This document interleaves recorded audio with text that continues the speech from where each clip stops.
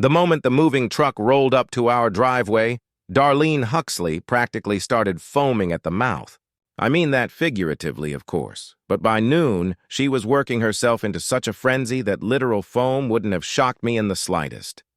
Within just 6 hours of our arrival in Heatherwood Pines, she had already managed to print and deliver 3 bogus eviction notices from her home computer, call animal control to report a so-called rogue emotional support cat terrorizing the neighborhood, and even attempt a citizen's arrest on my wife, Camilla, for the unforgivable sin of having an unapproved mailbox color. Then she made her biggest mistake. At exactly 3:47 p.m., there came a thunderous pounding at our front door. Through the frosted glass, I could make out Darlene's face, red, pinched, and vibrating with self-righteous fury. Flanking her like bodyguards were 2 other HOA board members. Her voice bellowed so loud it echoed across the cul-de-sac. "You have 48 hours to vacate this property, or I'll have you forcibly removed by whatever means necessary." I opened the door slowly, calm and collected. Then I reached into my back pocket and pulled out my badge. The gold detective's shield caught the afternoon light just right as I held it up at eye level. "Ma'am," I said evenly, "you just threatened a peace officer and my pregnant wife with illegal eviction and implied violence. Guess who's about to be forcibly removed now? My name is Detective Derek Morales, recently transferred to the supposedly peaceful suburbs of Heatherwood Pines after 7 years working narcotics in Dallas. This move was supposed to be a fresh start." Camilla dreamed of growing herbs, planting lemon trees, and enjoying quiet Sunday mornings on a wraparound porch. After years of stakeouts, wiretaps, and dangerous undercover ops, I was ready for that same peace. We'd found our dream home, a cozy 3-bedroom fixer-upper on Jasmine Court. The bones were solid. The neighborhood looked quiet, and we couldn't wait to rip down the atrocious 1980s wallpaper and make it our own. What I didn't realize was that, in all my years dealing with drug dealers, gang members, and hardened criminals, I'd never met anyone as ruthless or as delusional as Darlene Huxley. She was 5'2" of pure, concentrated spite. Always in capri pants stuffed with what I swear were tactical pockets, she carried her HOA president title like a medieval queen swinging a royal decree. She'd once tried to ban outdoor laughter after 8 p.m. because it violated the sanctity of evening quiet hours. Wind chimes? Forbidden. Garden gnomes? Outlawed. And every mailbox had to be painted the exact same shade of regulation beige. The trouble started small, like it always does with people like Darlene. The morning after we moved in, a neatly folded warning notice was tucked under our windshield wiper. Our crime? An unpainted fence slat on the side of the house. Never mind that we'd owned the place for less than 24 hours.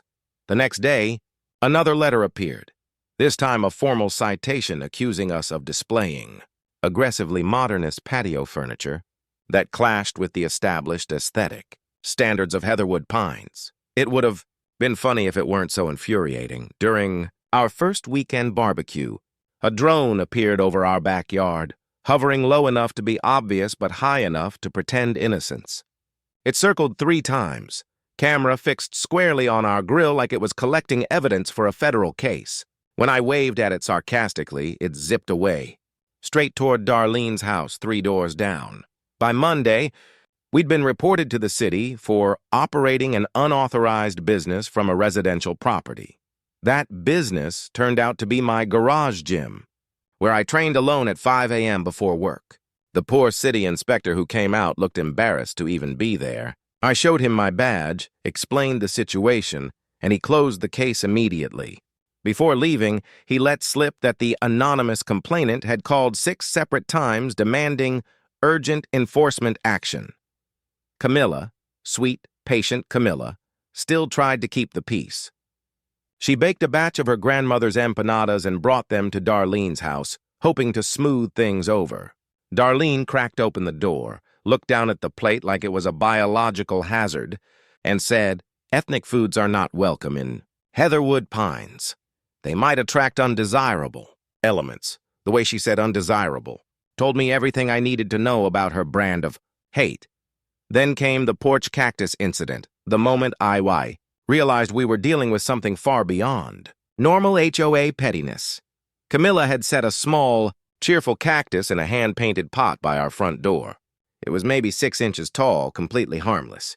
Within hours, a formal HOA memo landed in our mailbox, printed on official letterhead. It declared the cactus to be menacing vegetation, posing a clear and present danger to neighborhood children.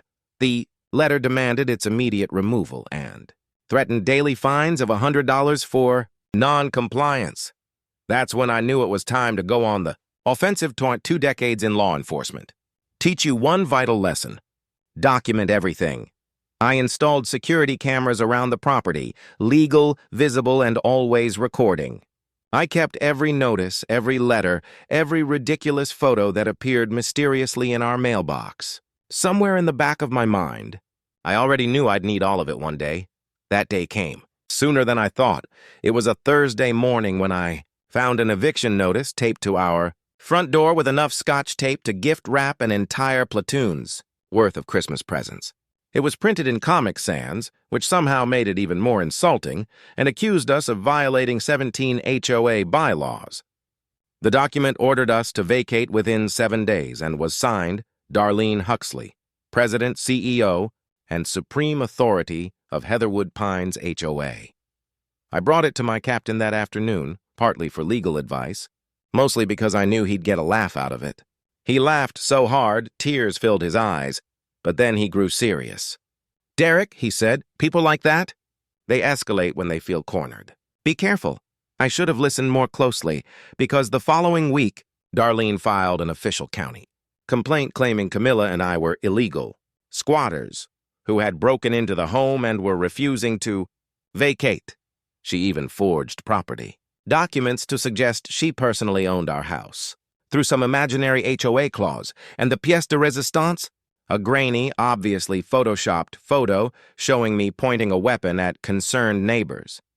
The so-called weapon was clearly my leaf blower, with a fake pistol grip clumsily edited on. But Darlene's masterpiece came that Friday afternoon. She assembled what she proudly called the Community Removal Committee, herself, Stanley Garrison, and Beverly Peak.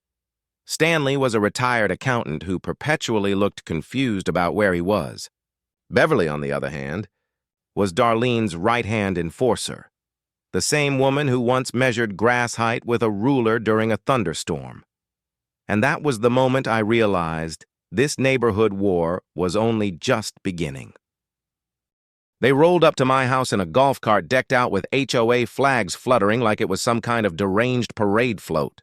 Darlene had even crafted a homemade badge, bedazzled with glued-on rhinestones, that proudly read, HOA Enforcement Division. I'll give her credit. The woman committed her delusions.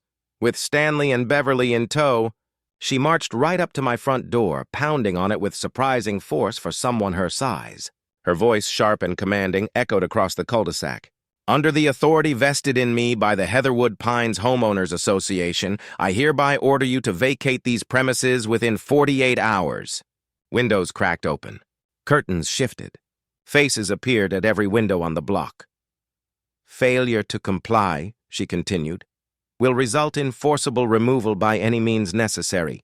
I have the full weight of the HOA behind me." What Darlene didn't realize was that I had taken the day off from field duty but was still working, reviewing case files for an active investigation.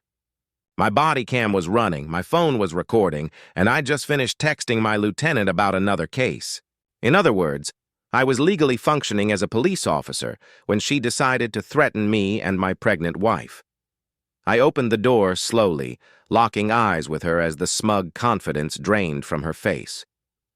Behind her, Stanley fumbled with his phone, clearly trying to film their victory, while Beverly gripped her clipboard like a shield. I reached into my back pocket with deliberate calm, pulled out my detective's badge, and held it up so all three could see.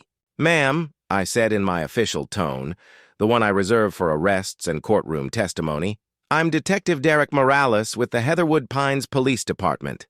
You've just committed several crimes, including impersonating a government official, making terroristic threats, and attempting to illegally evict lawful residents. You have the right to remain silent."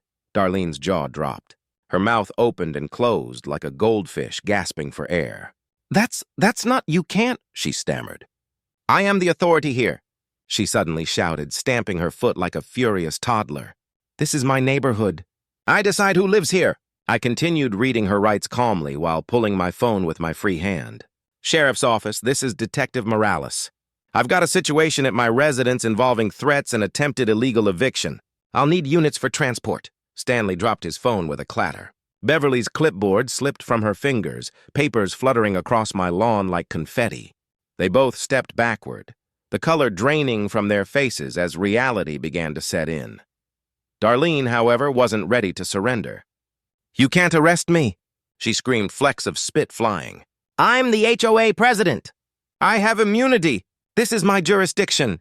Then she actually tried to push past me into the house, adding attempted breaking and entering to her already impressive list of charges.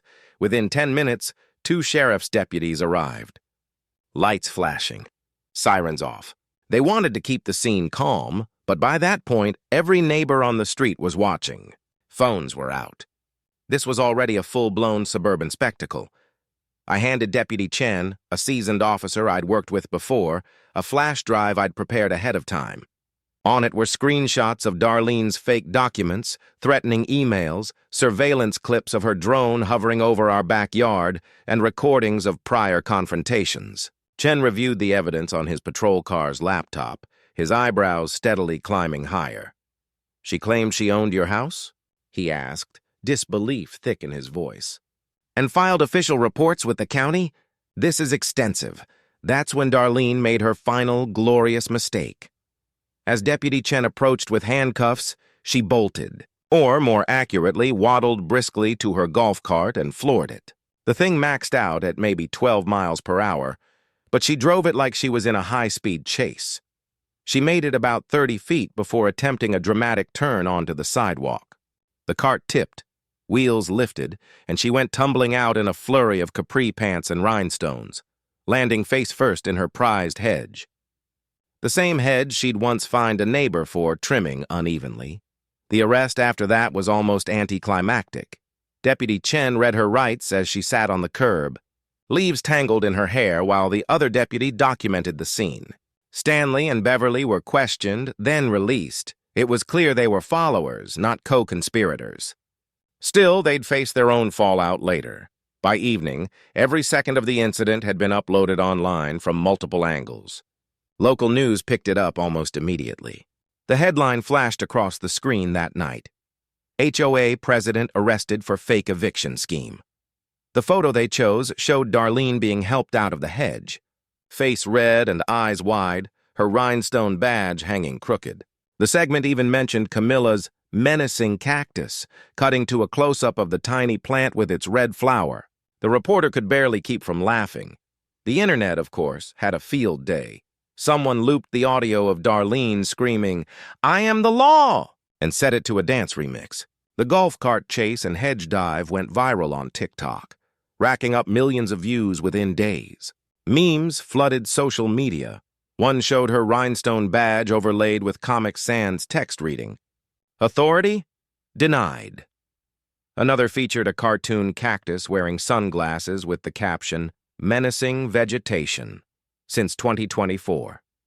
Then came the legal consequences. The district attorney's office, smelling both an easy win and great PR, threw the book at her, impersonating a government official, filing false reports, making terroristic threats, attempted breaking and entering, harassment, and misuse of emergency services. Each carried real jail time and hefty fines. At her arraignment, Darlene insisted on representing herself. It went exactly how you'd expect. She declared that the judge had no authority within Heatherwood Pines and claimed sovereign HOA immunity. Judge Harper, a no-nonsense woman who'd seen it all, wasn't impressed. She held Darlene in contempt after her 6th interruption and appointed a public defender on the spot. Meanwhile, the HOA board scrambled. They called an emergency meeting the next day. Without Darlene there to intimidate them, residents finally spoke freely. Story after story poured out. Harassment, discrimination, pure abuse of power. A retired teacher from Oak Street revealed how Darlene had fined her for hanging a pride flag in June. A young couple admitted she'd measured their baby stroller to ensure it complied with community standards. The vote to remove Darlene from the board was unanimous. The vote to dissolve the HOA entirely? Near unanimous, only 2 dissenting votes, both from her last remaining loyalists. They were swiftly ostracized by the community. In place of the HOA, residents set up a neighborhood suggestions box. It mostly collected recipes, lost pet notices, and photos of cats. It was perfect. Camilla's little cactus became something of a community mascot. Neighbors started leaving tiny trinkets around it. Decorative stones, miniature sombreros, toy badges. Someone even made a wooden sign that read, Heatherwood Pines Official Menacing Vegetation, Est 2024. We kept every piece of it, a small shrine to the absurdity we'd survived. 3 months later, Darlene's case ended in a plea deal. She avoided jail but got 2 years of probation, 300 hours of community service, ironically, helping low-income families with housing issues, and fines totaling $47,000. She was also banned from holding any administrative, governmental, or quasi-governmental position in the entire county for 10 years. The judge specifically included HOA boards, PTAs, and even neighborhood watch groups. Then came the civil suits. Turns out Darlene's victims had been keeping records too. A veteran she'd fined for flying a flag 2 inches too large. A single mother had reported to Child Services because her kids drew chalk art on their own driveway. An Indian family she'd tried to stop from celebrating Diwali. Each one had documentation, and each one won. By the time the dust settled, Darlene had lost her house to pay legal fees and settlements. The once grand colonial she'd ruled from like a tyrant was auctioned off. In a stroke of poetic justice, it was bought by a mixed-race couple with 3 kids, 2 dogs, and a love for colorful yard art. They painted the front door purple and installed a 6-foot-tall garden gnome named Gerald. And as for Darlene, when the judge read out her $47,000 fine and the 10-year ban from any position of authority, she stood motionless, face cycling through disbelief, rage, and finally a hollow understanding.